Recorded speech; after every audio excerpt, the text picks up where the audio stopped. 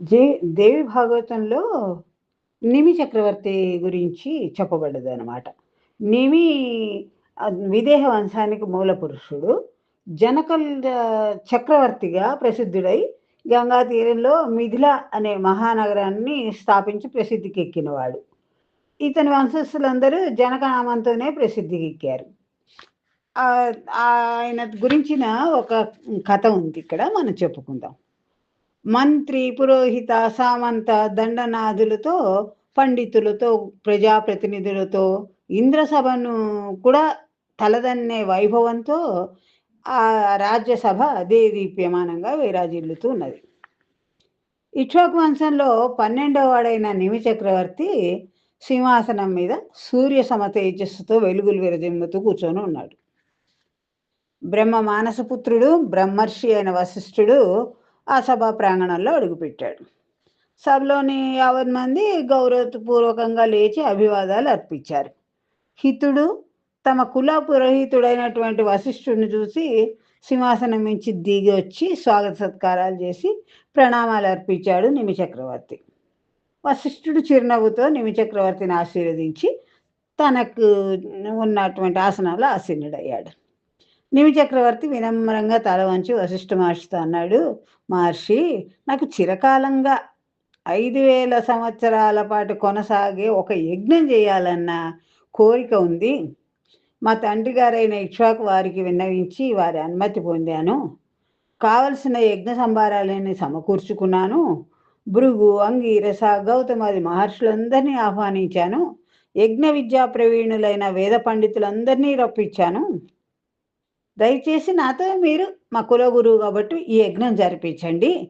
నా మాటను మీరు కాదనరు అనే భావనతో మహాయజ్ఞానికి కావాల్సినవన్నీ సమకూర్చుకున్నాను. ఈ యజ్ఞానికి ఆధ్వర్యం వహించి నా చేత ఈ యజ్ఞాన్ని చేయించండి అని నిమి చక్రవర్తి వశిష్ఠుడిని కోరాడు. దానికి వశిష్ఠుడు వెంటనే సమాధానం చెప్పలే. కొద్ది క్షణాలు మౌనం వహించిన తర్వాత ఇట్లా అన్నాడు, మహారాజా, నీ సంకల్పం చాలా మంచిది. నేను ఇంద్రలోకం నుంచి సరాసరి ఇక్కడికి వస్తున్నాను. అక్కడ జరిగిన విషయాలు నీకు చెప్పాలని నేను వచ్చాను. ఇప్పుడు ఇంద్రుడు కూడా నీ మాదిరే ఒక యజ్ఞం చేయాలని సంకల్పించాడు. 5000 సంవత్సరాల దీక్షను పట్టాడు. ఆ యజ్ఞానికి నన్ను ఆధ్వర్యుడిగా ఉండమని కోరాడు. నేను అంగీకరించాను. అందుకని ముందు ఇంద్రుడి పని పూర్తి చేయించి తర్వాత నీతో చేయిస్తాను, కొంచెం ఓపిక పట్టు అన్నాడు వశిష్ఠ మహర్షి. వశిష్ఠుడి మాటలకు చాలా నిరుత్సాహం పొందాడు నిమి చక్రవర్తి. యజ్ఞం ఆలస్యం చేయడం ఏమాత్రం ఇష్టం లేదు రాజుకి. అదే విషయాన్ని చెప్తూ వశిష్ఠుడితో ఇట్లా అంటాడు, గురుదేవా, మీరు అంగీకరిస్తారనే నమ్మకంతో యజ్ఞ సంభారాలన్నీ సమకూర్చుకున్నాను. ఋత్వికులందరికీ ఆహ్వానాలు వెళ్ళాయి. ఇప్పుడు వాయిదా వేయడం కుదరని విషయం.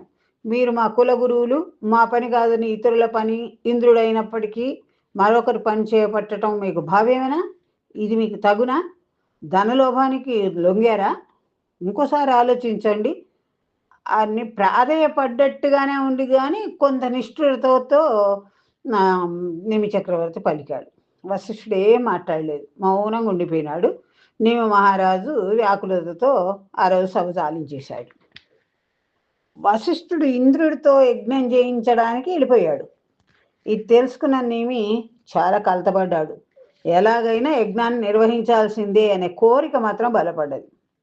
మహర్షి గౌతముని యజ్ఞానికి ఆధ్వర్యుడుగా ఉండమనటానికి అభ్యర్థించి అంగీకరింపజేశాడు. పవిత్రమైన హిమాలయ పర్వతాల సమీపంలో యజ్ఞాన్ని ప్రారంభించాడు నిమి చక్రవర్తి. కానీ విని ఎరుగని రీతిలో బ్రాహ్మణులకు భూరి దక్షిణాలతో సంతృప్తిపరిచాడు. 5000 సంవత్సరాల యజ్ఞ దీక్షను స్వీకరించాడు. యజ్ఞం చేయించే ఋత్వికులందరికీ ధనం, గోవులు, సువర్ణం దానం చేసి వాళ్ళని కూడా తృప్తి చేస్తూ యజ్ఞాన్ని కొనసాగిస్తున్నాడు. అక్కడ స్వర్గలోకంలో వశిష్ఠుడు ఇంద్రుడితో యజ్ఞం పరిసమాప్తి చేయించాడు. వెంటనే బయలుదేరి నిమి చక్రవర్తి కోసం వచ్చాడు. ఇక్కడ యజ్ఞం చేయిద్దాం అనుకొని వచ్చాడు. ఆ రోజు నిమి చక్రవర్తి యజ్ఞ కార్యాలలో అలసిపోయి విశ్రాంతిని కోరి అంతఃపురంలో నిద్రపోతున్నాడు. ఇక్కడ ఈయన యజ్ఞం పూర్తయింది. వశిష్ఠుడు వచ్చాడు. కానీ పరిజనులు ఎవ్వరు గాఢ నిద్రలో ఉన్న రాజుకు నిద్రభంగం చేయడానికి సాహసించలే. వశిష్ఠ మహర్షి వచ్చారని చెప్పటానికి.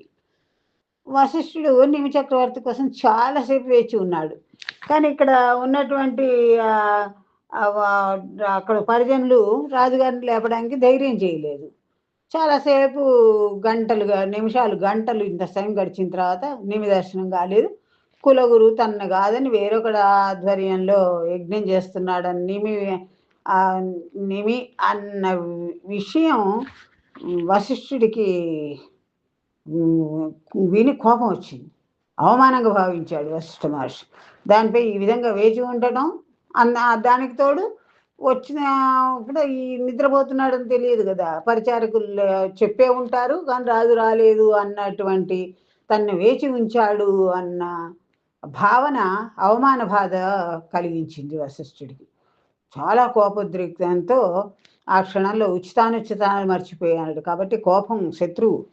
కోపం వస్తే మెదడు పనిచేయదు అనమాట. మనిషి అయినా దేవుడికైనా ఎవరికైనా. తనను ఈ విధంగా అవమానిస్తున్న నిమికి శాపం ఇవ్వక తప్పదు అనే నిర్ణయానికి వచ్చాడు. నిమి శరీరం రాలిపోయి విదేహుడగాక అని శాపం ఇచ్చేశాడు వశిష్ఠుడు. అది విన్నటువంటి అక్కడ ఉన్న పరిజనం అంతా భయభ్రాంతులయ్యారు, కంగారు పడ్డారు. అప్పుడు పోయి నిమి మహారాజుని నిద్రలేపారు. చెప్పి ఇట్లా వశిష్ఠుడు వచ్చారు, మీరు చాలాసేపటి దాకా మిమ్మల్ని లేపడానికి మేము సాహసించలేదు, ఆయన కోపంతో మిమ్మల్ని ఇట్లా శరీరం రాలిపోయి విదేహుడవుగాక అని శాపం ఇచ్చారు అని చెప్పారు. అది విన్న మహారాజు విశ్రాంతి మందిరం నుంచి వశిష్ఠుడి దగ్గరికి వెళ్ళి నమస్కరించి ఇట్లా అన్నాడు, గురువర్య, ఇట్లా నాకు శాపం ఇవ్వడం మీకు తగిన విషయమేనా? ధర్మజ్ఞులు సర్వజ్ఞులైన మీకు ఇది ధర్మం అనిపిస్తున్నదా? నేను ఎంత ప్రార్థించినా వినకుండానేమో ఇంద్రుని యజ్ఞానికి వెళ్ళారు, నా మీద అలిగి శాపం ఇవ్వడం ఇది మీకు ఎంతవరకు న్యాయం? బ్రహ్మపుత్రులు వేదాంగవేత్తలైన మీకు కోపం తగునా? విప్రులై ఉండి నిరపరాధి అయిన నాకు శాపం ఇచ్చారు, అందుకే నేను కూడా మిమ్మల్ని శపించడంలో తప్పులేదు. మీ కోప సంయుత శరీరం రాలిపోవుగాక, మీరు శరీరం లేని వారగుదురుగాక అని ప్రతిశాపం ఇచ్చాడు. వశిష్ఠుడు తన తొందరపాటికి అప్పుడు పశ్చాత్తాపడ్డాడు. లాభమేముంది, చేతులు గాలేక ఆకులు పట్టుకున్నట్టు. తండ్రి బ్రహ్మదేవుణ్ణి పోయి వశిష్ఠుడు శరణు కోరాడు. బ్రహ్మ వచనానుసారం వశిష్ఠుడు వరుణలోకానికి చేరుకొని అక్కడ దేహాన్ని విడిచిపెట్టేశాడు. మిత్రావరుణల తేజస్సులో జీవాంశగా మారాడు. వశిష్ఠుడు నిమి చక్రవర్తిని శపించాడన్న వార్త యజ్ఞం చేస్తున్న ఋత్వికులకు చేరింది. ఇంకా పూర్తిగా యజ్ఞం కాలేదు, ముగింపు దశలో ఉంది. యజ్ఞదీక్షాధారి అయిన యజమాని శాపవశుడు అవుతుంటే ఏం చేయాలి మరి? దానికి ప్రక్రియ చేయగలుగుతామా అని ఆలోచించారు అక్కడ ఈ ఋత్విక్కులందరూ కలిసి. కానీ వశిష్ఠుని శాపం అవశ్యం అనుభవించక తప్పదని తేలడంతో ఏం చేయలేకపోయినారు. నిమి శరీరంలో వశిష్ఠ మహర్షి శాపం పనిచేయడం మొదలుపెట్టింది. అది చూసిన ఋత్విక్కులు వేద మంత్రాలతో గంధమాల్యాది లేపనాలతో నిమి శరీరాన్ని రక్షిస్తూ త్వరగా యజ్ఞాన్ని పూర్తి చేయించారు. యజ్ఞం ముగియగానే రాజు చేత ఆవృత స్నానం చేయించారు. ఆ యజ్ఞం సంతృప్తిగా పూర్తయినందుకు నిమి చక్రవర్తి తన సంతృప్తిని కూడా పొందాడు. దేవతలు ప్రసన్నులై అయినారు. అప్పుడు నిమితో అన్నారు వాళ్ళు దేవతలు, నిమి మహారాజా, నీ పట్టుదలకు నీ యజ్ఞ దీక్షకు చాలా సంతోషించాం, వరం ఇస్తాం, కోరుకో అన్నారు.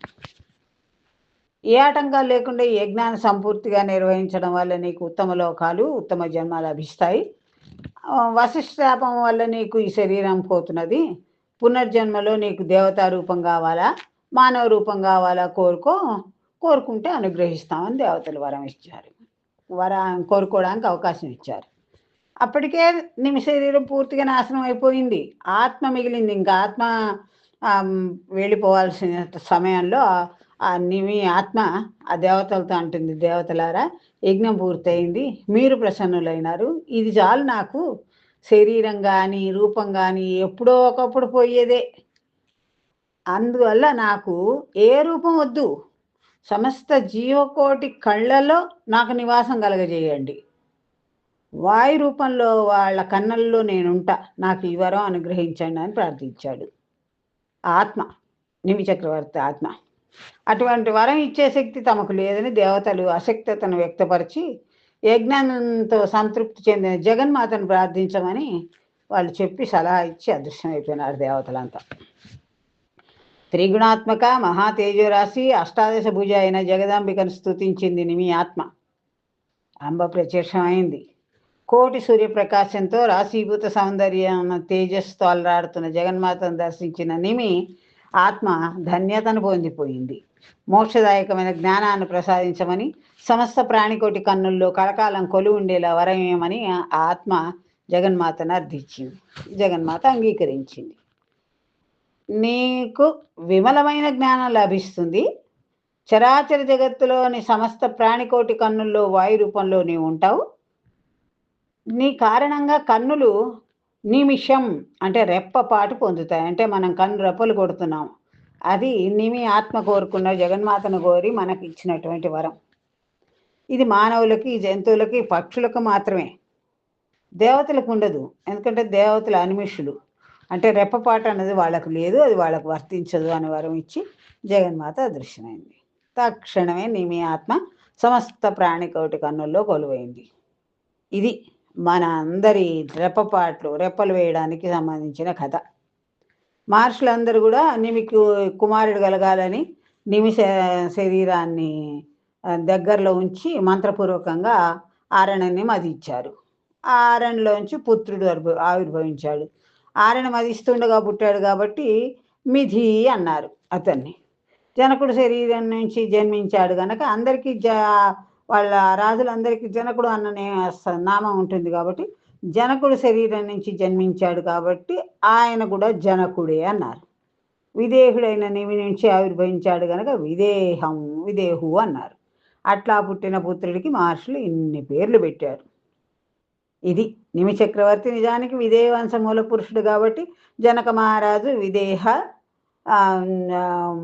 వంశానికి చెందినవాడు. జనక మహారాజు చరిత్ర తర్వాత మనందరికీ తెలిసిందే. ఎన్నో విషయాలు ఉన్నాయి పుస్తకాలలో, మనం చదువుతూ ఉంటే చాలా ఆశ్చర్యాన్ని కలిగిస్తుంది. మన పాత ఋషులు, మన రాజుల కథలు ఇవన్నీ వింటుంటే.